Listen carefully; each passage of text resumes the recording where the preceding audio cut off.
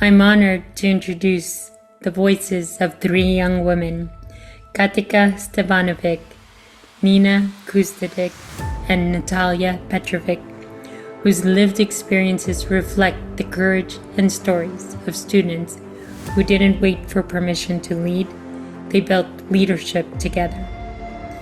A testament to the power of a unified voice as an entire student body now recognized in their Nobel Peace Prize nomination as the students of Serbia.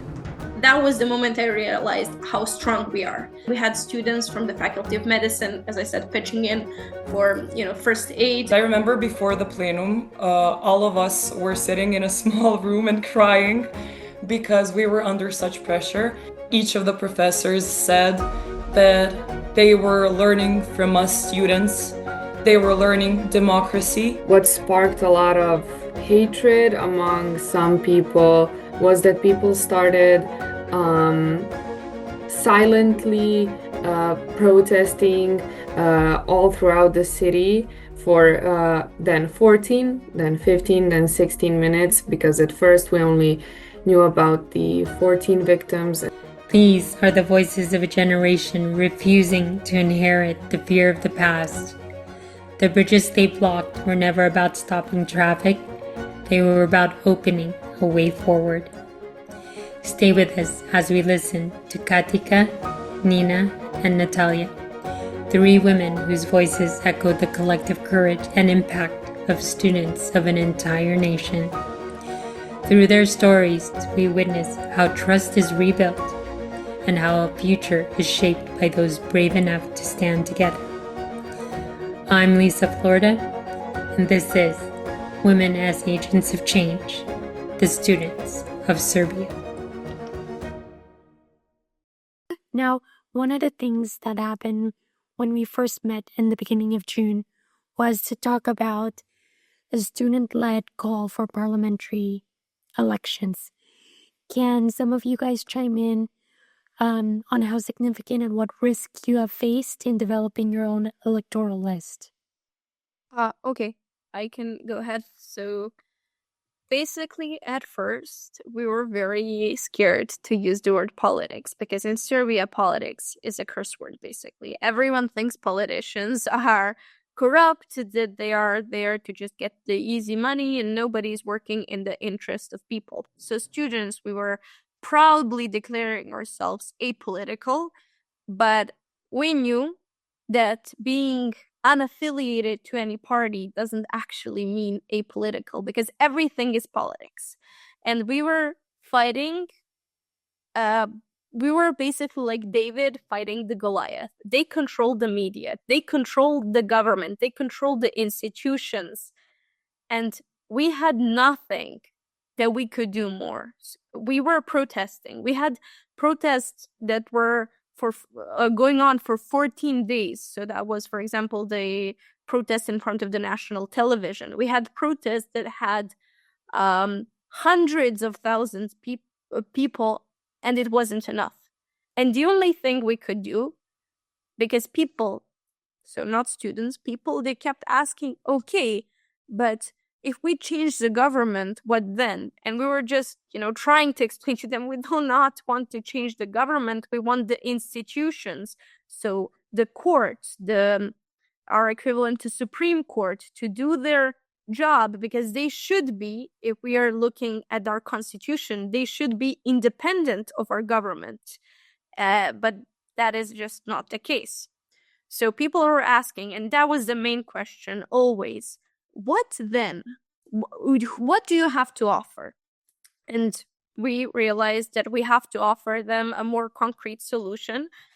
And that was a decision that we didn't take lightly, because that is the decision that puts a target on our back and a target on the back of all of the people that are on the students list. Student list is currently assembled. We haven't published it yet because until there is a call for elections, we're not going to publish it because we don't want those people to go through media scrutiny and propaganda and basically, for them to even get hurt, which is possible.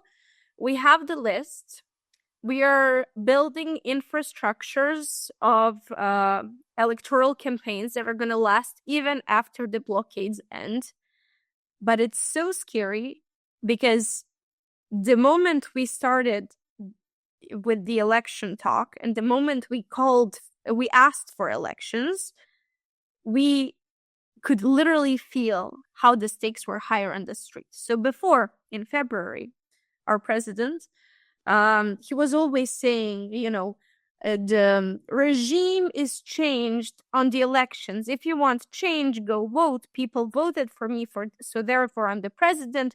If you want the elections, we can do that. But they don't want the elections because they being the students, they're the violent revolutionaries. And then when we started asking for elections, crickets, silence, because he realized that we do have a chance to win. Our student list is made from people that are unaffiliated with the regime, so the position, as well as the opposition.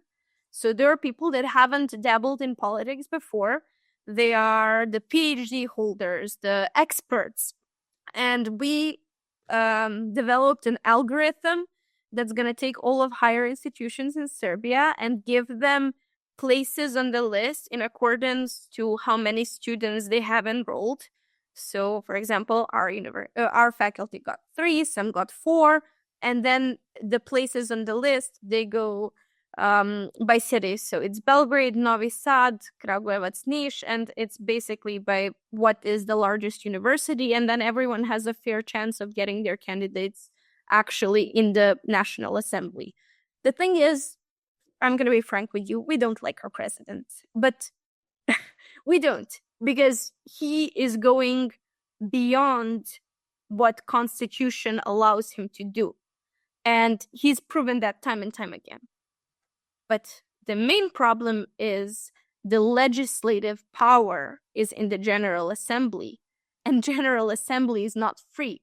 So they have this coalition that's very corrupt, and they're not letting go of it. So we cannot pass any laws that are beneficial. We cannot protect ourselves. So when the protests started, suddenly they changed the way the university professors get their salaries in order for them to only be able to get 12% of their salaries. And that was, to punish them for protecting the students. So this is very important. I think it's the most important thing that we've ever done. But that was also the turning point in the protests in general, because that is when the police brutality started.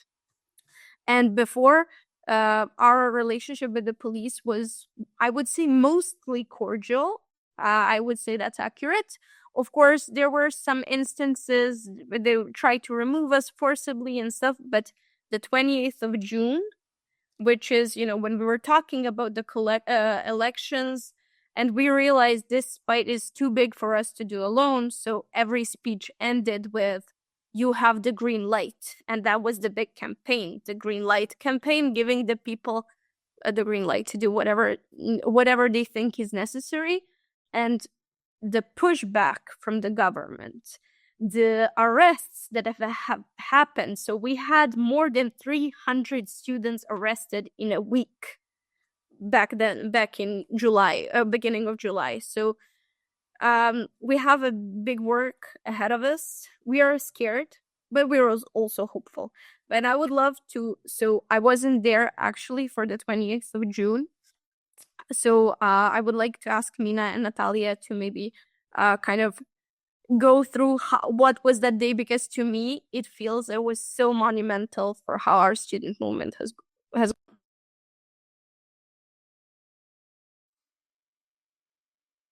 Nina, would you like to chime in on that? Sure. Yes. Well, the 28th of June, before the protests, all of us were really, really nervous and scared, because for a lot of the protests before, we have had police brutality. And to be honest, we didn't know what to expect. We all know what happened on the big protest in Belgrade with the sound cannon. if I can define it as that. So we were really nervous. And I remember going to the protest. There is a park where, let's say it's called Chatziland, and a lot of the people that are paid to vote for the current regime were there. And there were a lot of people that are prone to violence that were there, and we were really scared for our own safety. Um, I Our current government is known for paying ostracized people to vote for them, for paying people that come from uh, communities that are poor, that are that have disabilities, and that don't have normal, or no, not to say normal, the bare minimum of rights. And I was walking towards the protest, and I realized that I was in the huge group of people that were paid to come, because they all had the name of the regime written um, on their t-shirts. And I got really scared and nervous because I truly did not know what to expect. And all of my friends, then we ran to another direction just to be safe, because a lot of the times things just happen in a moment and violence sparks. So February 28th was a turning point yet again. I think that we say a turning point for a lot of the protests, because it all just culminates and culminates more and more. Um, it was a moment where, yet again, a lot of the people had come together, and where we actually talked finally about the elections. Because us students, we started with just with simple we started with simple demands. We wanted accountability for corruption. We wanted accountability for the violence and respect for university autonomy. And we wanted safe infrastructure. But as our protests began evolving, it evolved into something bigger, into free elections, into a restoration of democracy. And I think that is the biggest thing that we want. That we want replaceable. We want them to be replaceable. We don't want any particular party. We don't want any particular person. We just want them to be changeable, because as the nation evolves through time, also do the demands of the people. And we want the General Assembly and everybody to evolve as we do. And in the past couple of years, in the past 13 years, they haven't evolved as we want them to. So I would like to finish it off, and I would like to say that we're just not protesting anymore. We are building an alternative. And an alternative is what the people have been asking us for since the very beginning. And now we are finding it and trying to define it, and to give everybody just something to strive for. Katica? I raised my hand. Just you saw Natalia before, and now I was doing like this movement. This is our silent clap that we use in plenums in order to say that we agree with someone. So that was just a little bit of context I wanted to offer. And I wanted to go back to the list for a second, because as Ina said, we want people to know that the government is replaceable. And the government that we are proposing, they're gonna have an 18-month long mandate, so not the full 4-year mandate. We just want them to be able to prepare the ground for fair elections in a year and a half, and also to fulfill some basic student demands, which is, of course, accountability for the canopy fall, and some to realistically assess what is the state in the country and try to fix what the past 13 years have done. And as Nina was saying, and I'm sorry, but I think it's very important to say, so it's very scary because we're not only are scared of the people that support the opposing party, and they've been known to get violent. Our friend Anna in Novi Sad in January was beaten with iron rods, and her jaw was broken by guys just for placing a sticker. We had girls, Sonia and Christina in Belgrade, and they were ran over with cars. But now we are also fighting the police. And a student of the Faculty of Sciences, Luca, he was beaten badly by the police. He had severe injuries. At some point, we were afraid for his life. And when he was in the hospital in Belgrade, because they handcuffed him to the bed. So he was unconscious, recovering from surgery, which his ribs were broken. Like he had severe injuries, and they handcuffed him. We are fighting against the regime. And then after the 28th, they started getting into our faculties, trying to break the blockades forcibly, which is that is first breaking the university autonomy. That is a law in Serbia that the police can only enter the university if or the faculty if the dean calls them. But that is also so symbolic in a sense that you have these policemen that for some we are not even sure that they are policemen because they do not carry their IDs and last names, which they are required to by law. And there were some uniforms that were actually different than the uniforms that our policemen usually wear. They were, blue but with wrong logos and stuff, almost as if they got them off of Shein. I'm joking now, but the thing is, we are wondering if some of those people are actually in the police force. And the fact that they are forcibly entering a sanctuary of knowledge is so symbolic of what's been happening to Serbia so far.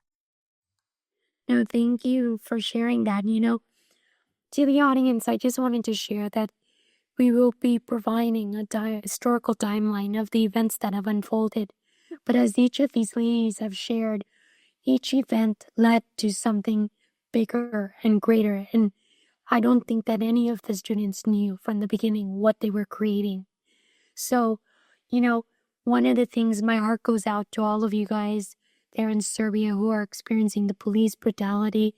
And like you said, some of these are very illegal forms of, the means that they are resorting to actually control or change the narrative on your guys' stories. Now, here's the one big thing is the role of women in this. Many of you guys have been experiencing a lot of violence. Now, women have been leading and sustaining this movement. How have you guys experienced both the strength and specific challenges of women on the front lines? Maybe I would like to start. I think without women, there wouldn't be this movement, literally. Women are always in the front lines in all of the teams, on every protest, in dangerous situations, anything literally. And our society is very patriarchal, very close-minded, very, everything that goes with that. And for example, what came to my mind now when you asked that question, we had this tour to Strasbourg where like 80 students and rode their bicycles from Novi Sad to Strasbourg throughout Europe. That was like 1,003 or 400 kilometers. And there were many girls there, but two of them, Natalia and Nina, they or her name is, oh my god, You're gonna kill me. I think it's Nina or Katarina. I'm not sure now. I'm so sorry. It's Katarina. Yeah. Okay, so Katarina, please edit that out. Okay. So there were two of the bicyclists that rode to Strasbourg, Katarina and Natalia, who went to Tampon Zona, which is a very, very popular feminist podcast in Serbia. And there they were also talking about the role of women. But one of the things they talked about, and one of the things that happened when the dean of faculty of sports called the police to the faculty, there was police brutality, there was tear gas, and Katarina, she got a concussion by a policeman. And, she rode 1,400 kilometers to Strasbourg. Nothing happened to her. And then in her hometown, in front of a faculty, a policeman hit her so hard, threw her on the ground, and that she got a concussion. And of course, the comments were like, what is she doing in the first lines? Well, she's a girl. What does that have to do? And that makes me so mad. Because without women, but seriously, and even when I think about the first day when we went into the faculty of philosophy and blocked it, there were 50 and more % of women there. Like, one of the women who is like what before all of this and in the beginning was the biggest target of the regime, like the president mentioned her multiple times. There were so many articles in the tabloids and such disgusting things written about her is Mila Pajic. She is a member of staff, and currently she is out of the country and she cannot come back because she will be trialed and she will go to jail because they are members of staff and of PSG they want to trial them for breaking the constitutional order, which is like one of the biggest, the stupidest thing I've ever heard in my life. They can do that because she is a girl and she is loud. She is my friend and she can be scary sometimes. I gotta admit that, but she is so courageous. She literally is an inspiration for every girl, every activist in Serbia.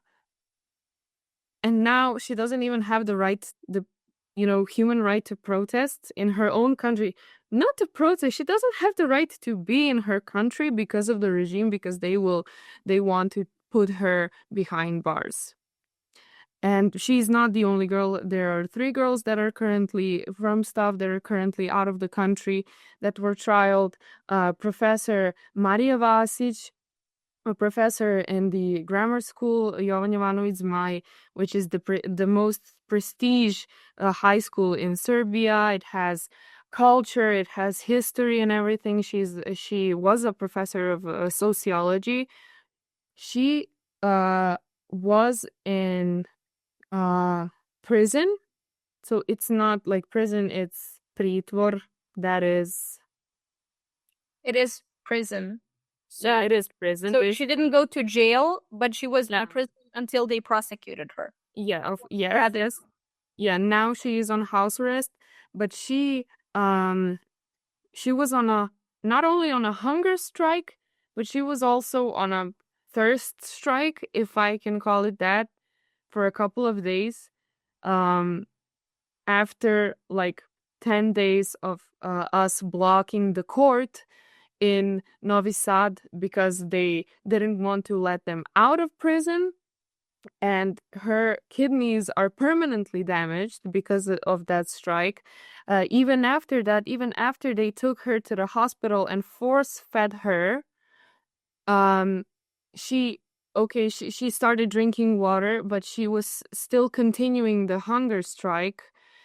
And the way that they got her from like the prison in Novi Sad to the hospital in Belgrade, which no one knows why they did that, they put her to lay down on the floor of a police van after she was basically unable to speak because of how bad she was. And in comparison, when the minister of infrastructure, Goran Vesic, was also put in prison at the beginning of our protests and blockades for a couple of days, he was also on a hunger strike.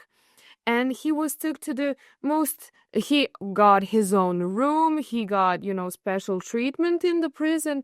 And he went, when he was feeling ill, he went to the best hospital in Serbia, whatnot. There is, every day we live with injustice, and not only because we don't support the regime, but there is so many layers. And of course the misogynistic layer, where even I have been a victim of, anonymous Twitter accounts sharing my Instagram stories and commenting and like, oh my God, what does she look like, and stuff like that, and tabloids calling me a violent person. Like, so yeah, some of it is gender based and some of it is just, not being with the regime. No, thank you for sharing that, Natalia.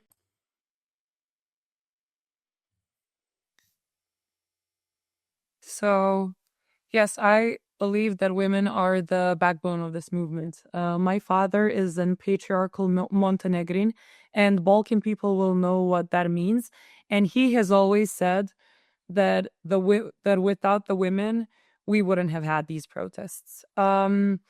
What I wanted to say is how many hate comments women have gotten over the internet, over Instagram. I too have been a victim of multiple ones. For example, there was a video of me uh, holding a speech about the affairs of the government, and in the comments there were curse words, and they were say man was saying that I was a hooker. And also there is the Instagram page that has been shut down. It is called Garbage Detector in Serbian. And a friend of mine and myself and many other women and men, but especially women, were posted, and Natalia as well. And of course, the comments are all hateful ones. The comments are that we have had a lot of positive ones as well. I have had a lot of positive feedback on the Instagram page, but a lot of them just target our physical appearance and what we do. And I believe that us women have had a double burden, because not only do we have to organize everything, but we have also had to fight with the prejudices and the misogyny. In the past couple of weeks, we have had also a lot of femicides happening in Serbia, and that is something that we are fighting. We are fighting for the justice. There isn't even a term in our law called femicide. I believe that there was two femicides in 24 hours, which for Serbia is a lot, like a week or two ago, because we are a 6 million country with 6 million people. So a patriarchal country such as Serbia has faced a lot of challenges. I mean, women have faced a lot of challenges here. And when a video of a woman surfaces where she is fighting against the police, she is always called a hysterical woman. It's always that term used together, a hysterical woman. And it breaks my heart all the time, because the men are never hysterical. The men would be brave, or maybe they would be angry. But the woman, she is always hysterical, and she is always crazy. it's always the crazy woman. And I don't know. I am waiting for that day when our vocabulary will change and where we will not use the terms so close by. Nina said the term hysterical woman breaks her heart. Well, it boils my blood. And it's not that men are not the targets of smear campaigns and they're not insulted. It's the difference in insults. So for a man, they would say he's a foreign mercenary or, he's trying to get something out of it. But for a woman, they pick apart her appearance, her clothing, her demeanor. And of course, they speculate about her promiscuity. And it's just so awful because there was a video from a student and it surfaced and she was in a crop top. And then there were like multiple news articles about how she was wearing a crop top. Like,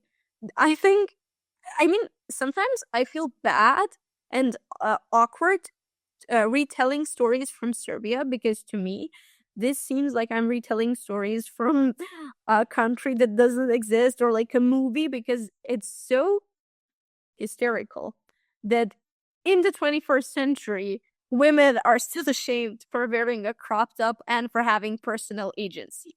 But what I wanted to mention before we got on this topic is that there is a genre of women in Serbia that have served the student protests in a more patriarchal sense as well. And I have to mention them because we call them the blockade cooks. And it's a network of moms in Novi Sad that got together and they cook every day meals for all of the faculties in Novi Sad. So we have a home cooked meal and we don't live off of ramen and stuff. And at first, it was just a few of them cooking for hours on end because there is a lot of us. So it's like thousands of meals every day. And they made a network and now they have their own Instagram pages and they have their pins. And it's so cute. And of course, people support them financially now as well. But it's not about the finances. It's also about the time put in and effort to make sure we have a home cooked meal after a long day of protesting and everything. And I just have to mention them because that is the true solidarity, because those are women with children. Maybe they don't have time to go to every protest. They don't have time. They don't have the luxury of being in the front lines because they have somebody to take care of at home, but still they're thinking of us and taking care of us. And I think that's so beautiful. Thank you. Natalia, did you have something to say? Yeah, I just wanted to add a thing that came to my mind about like the patriarchal way of thinking and acting amongst Serbian men is when a few policemen, when a young woman, I don't know if she was a student or it doesn't even matter. I mean, it's not important. She passed by them, and there was a video, a guy, I think a journalist, freelance or whatever, photographer, he recorded them commenting on her body, and it was very, it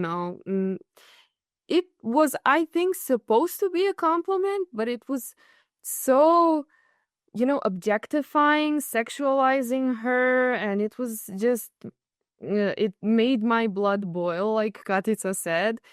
And then later on, that same guy who recorded that video, he was arrested, if I'm correct, or he was like beat up by the police. I can't, there are so many of these incidents that I don't even know like what happened to who. It's scary. I don't know who got beat up, who got, put to prison, what happened to who. That is so, that's scary now that I think of it. But that is also, we are going to be sexist, but when it's found out that we are sexists, then you will get punished because you put it out on the internet how we objectified a girl, like policemen in uniforms on the job, that was so yeah, I just had to mention that because it says a lot about the police. by the way. We don't like the police. No, thank you for chiming in and sharing that, Natalia. I want to share with the audience, this is called the Women as Agents of Change podcast series. And this becomes our very last episode. But what I wanted to share was that we've had women from so many different nations representing each of their organizations. They are activists. But I'm telling you guys as an audience, and I'm sharing this, I'm utterly impressed, even with just these 3 women voices here today, because they are showing what women can do and how they can change a country. And it would behoove you guys to note this, because this is not only going to happen in Serbia. This is a movement that's going to take over the world. So please note that, audience, because they are just the first example of women and the youth and a new generation that's rising. And you guys will be that shining example. I am so impressed with what has happened. Thank you for giving us an intimate look into each of your lives, into the students' lives, how this all unfolded. But in addition to just the women leading this movement, there has been great unity and social transformation that has happened. During the Orthodox Easter, Muslim students traveled to Belgrade to, what they say, hold the fort, while their peers went home. A powerful symbol of solidarity. Can you share more about what that meant to you and how it was received by the broader movement? Kat, what do you say? And of course, at the end of this, Jubita is going to share some more historical context. But the thing is, Balkans in general, not just Serbia, are a territory with a lot of tension that is based on race, ethnicity, nationality, and religion. And we had wars that were happening not so long ago in the 90s. The Balkans were war torn, and all of us, we've been born in the new millennia, after the 2000s, but I think we speak for all of the young people, is that we do not believe in discrimination. We believe in unity. And the thing is, we want to say to the world, we are not going to fall for the same lies that our parents or grandparents perhaps felt. The reasons we had wars is because there were and the veteran in the speech that I'm just going to address in a second, he called them the kitchen of evil. So basically what has happened, we had the protests for 14 days in front of the national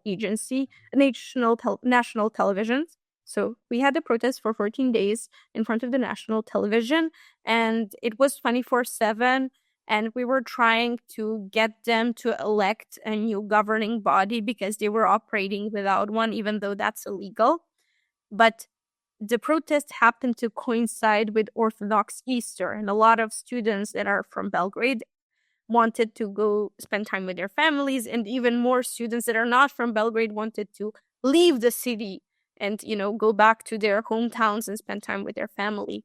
And we were all very worried about what's going to happen. And then basically a whole army of Muslim students from Novi Pazar came to, as you said, hold the fort for us and keep the protests alive while we were celebrating with our family. And that was such a powerful moment, not for us, because young people, we know, and we accept everyone, but it was a powerful moment for the older generations, our parents, and of course the war veterans. And there was this speech, and I always get so emotional talking about it. It was given by a war veteran that actually fought against the Bosniak people in Bosnia, and he was saying that he cannot believe that it took them 20 years for these kids, and he was talking about the Muslim children, to teach me that I was wrong and that I fell for the lies. And that's where I'm going back from the kitchen of evil, referring to the national television, and that we are truly one nation, one people, regardless of ethnicity and regardless of religion. And to hear that speech from somebody who has literally fought in the war, like basic drunk on hatred, because from both sides there was so much hatred. To hear that message, I feel like it should echo in the world. And then what happened just last week, basically. So Novi Pazar is the smallest university center in Serbia, and the number of students there is the student body there is predominantly Muslim. And I was mentioning the forcible and illegal entries of police in the university. They tried that in Novi Pazar as well, because they deem they're our weakest point. There are very few in numbers, and also they were banking on selling again the same propaganda. Evil, violent Muslims want to take away our territory. But this time, Serbian people would not take it, and they would not fall for it. And immediately we called the Yachimovic, the guy with the buses that Natalia mentioned, and he got a double-decker bus in Novi Sad. Immediately, the bikers from all over Serbia gathered around, and we all went to Novi Pazar to help them now hold the fort and to help them now protect their university. And they did. And the students are back in the university and the blockades are going on. And I just want to reiterate this message. We are not falling for the same lies that people before us fell. We know better, and we are not going to allow them to divide and conquer.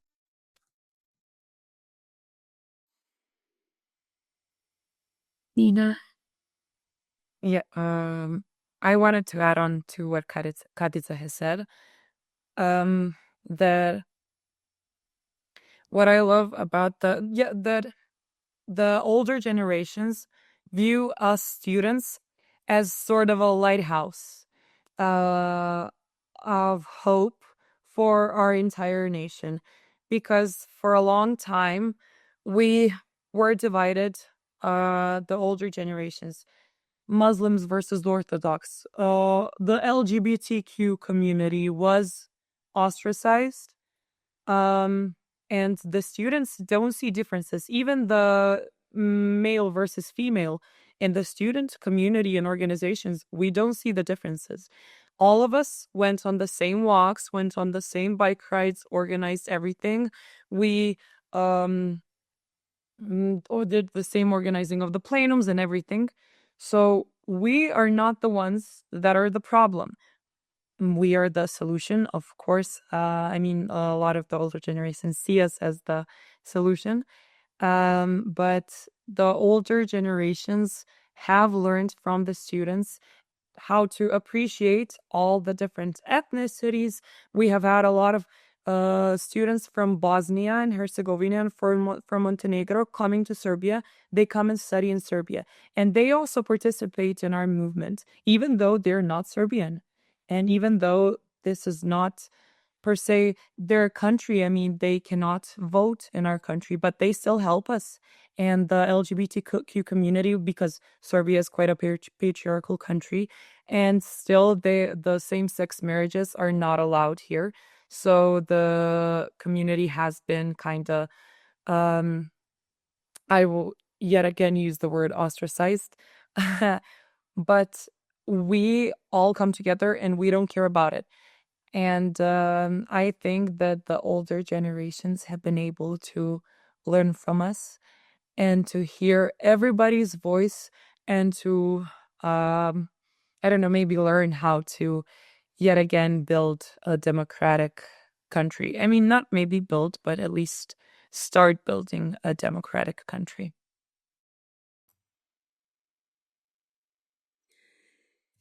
It has been an incredible podcast sitting with each of you, sharing the perspective and really watching how a new nation is being birthed.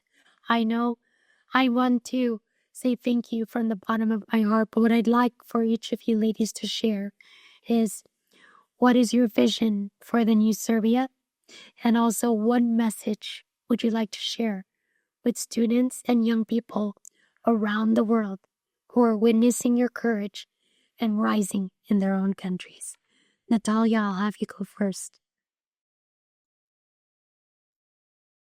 Wow, the toughest question for the ending. I think I could go on and on, but I think we as a student movement, as Nina just said, we are aware that changes don't come that fast and that we can't expect everything to be perfect just because we want it to, just because we are working so hard towards that. We are fighting against such a strong regime that I think we don't even know everything that is going on their side.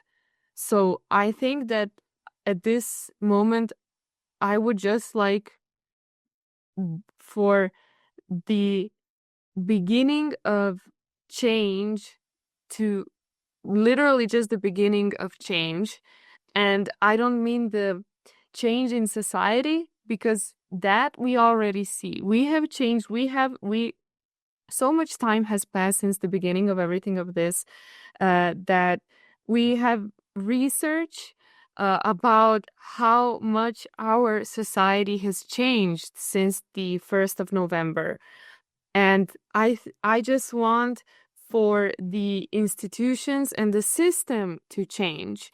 And I don't even think that the institutions or our law system or the constitution are at fault, because I think we have good laws. We have, it's working, but the people in them are so corrupt that they, nothing is working.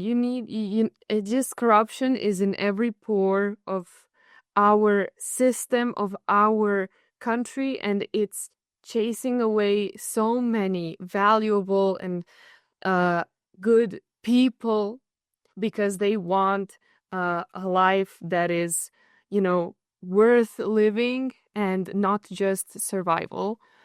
So I would like for, uh, some quality people to get into the parliament, to get into the government, to get into the courts for lustration. Lustration has got to happen. It has never happened. We have had dictators before. We have had a student movement before. As Katica said, 25 years ago, no lustration was done.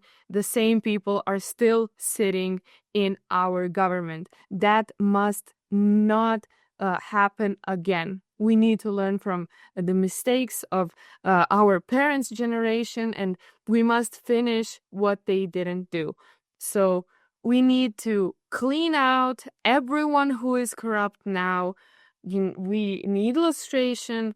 We need good quality people who will go into the main institutions of our country and who will start repairing and start working on this rotten thing, the rotten core of our country.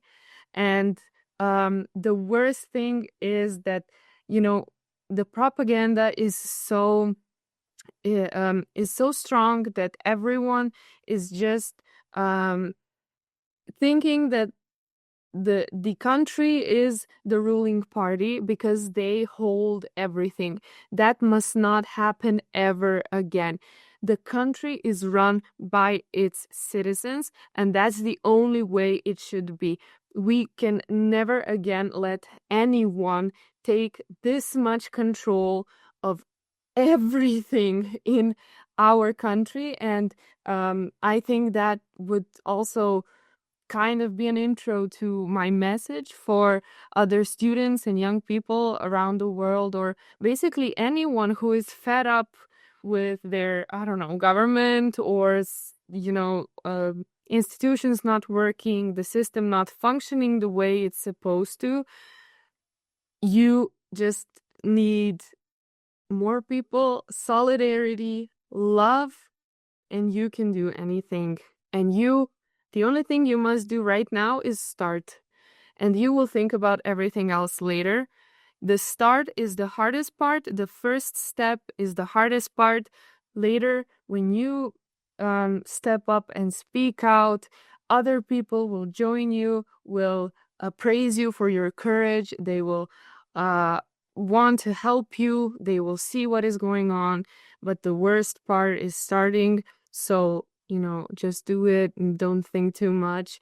And then later, I hope it will be way easier than than it is here. Natalia is right. This is a hard question, but I always say, I have a dream, and my dream is to live in a country where, of course, I know the name of the president because that is kind of supposed to be common knowledge, but I don't know the name of anyone in the National Assembly. I don't know the name of any minister, of anyone holding any function, because I am content. I don't have to be happy, but I'm content with the work that they're doing. And I know that even if the party that I didn't vote for is in power, they're still working in my best interest as a member, as a citizen of the country. We do not have problems with somebody who has a different opinion. But this dichotomy, this us versus them rhetoric that they're always pushing, it's ridiculous because the president is supposed to be president of the people. So I have this dream for Serbia, and which is for us to have institutions that work regardless of who is in power, even if it's somebody I don't like or any of us like. But what I want to say is that this world, not just Serbia, this world needs changing. We are headed to what I feel like is a very dark place. And I'm sure your other episodes reflect that as well. But this is the moment to start the movement of change, because no goal is unachievable if every fight is the fight we pick. We leave nobody behind. Every fight is big enough to be fought. And I think with that in mind, we can truly change this world for the better. And if not, I don't even want to think about that gloomy scenario. I think we can do it. And I think it's going to take young people from all over the world, as we saw, young women probably, to do the work that needs to be done in order to make this planet more lighthearted place to live. Well, I would like to give other people advice. I think that authoritarian regimes rely on isolation. And then when stories cross borders, they actually disrupt the silence. Authoritarian regimes don't want us speaking out, so speak out. When you see something that is bothering you, speak out, share it on the internet. Just as we have been doing for a long time. And your voice will be heard because the world is watching and the world is waiting for us to hear us and yes, and for the change. I want a Serbia where young people, don't have to leave, where they can thrive and not just survive. I will put it that way. Because a lot of us stay only because we love Serbia, because we love our parents who maybe do not know English, so they cannot leave the country. But I want for all of us to stay because we can build a future for us, a bright future, and where we don't have to worry about the ecological problems, where we don't have to worry about the infrastructural problems. I know that will take a lot of time and that the infrastructure I'm sorry. I know that will take a lot of time and that the infrastructure that has been built will stay there. But I want for our children, for the future generations to live in a place where the things that are built, where they know where their money is going, where they feel that their money is valued. And as Katica said, I love what she said. I sometimes believe that we know way too much about our politics. And I don't know, I wish for our children to stay children because our high schoolers have been protesting way too much. I want them to stay in high school and not worry about it. I have also known a lot of I have also known a lot of elementary schoolers that have known way too much about politics, and I want our children to stay children. And yes, I think that that is my vision. Thank you so much, Natalia, Katica, and Nina. I just want to say thank you from the bottom of my heart for really touching my life in such a big way.